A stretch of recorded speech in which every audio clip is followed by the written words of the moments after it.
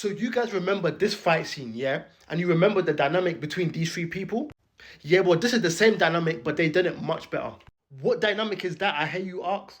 Inexperienced main character accompanied with experienced sensei versus OP villain. Inexperienced main character accompanied by experienced sensei versus OP villain. If you haven't watched the movie yet, just keep on scrolling because there's going to be spoilers. So the reason why I love this dynamic in particular is because each person gets a chance to shine while staying in their lane. Like, even though Chandro is the main character, we still see how inexperienced he is in comparison to Giyu.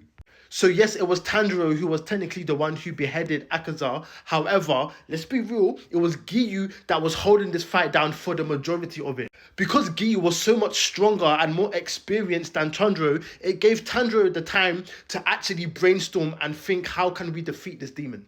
And I love it because Tanjiro isn't suffering from the main character syndrome too much. Like, this guy isn't surpassing his own lane for the sake of the plot.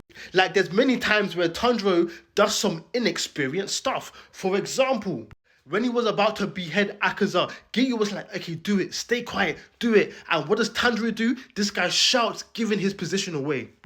And what happens right after? This guy manages to catch his own head and tries to reattach it. And it was Giyu that actually gets his head to be fully severed and his head to disappear.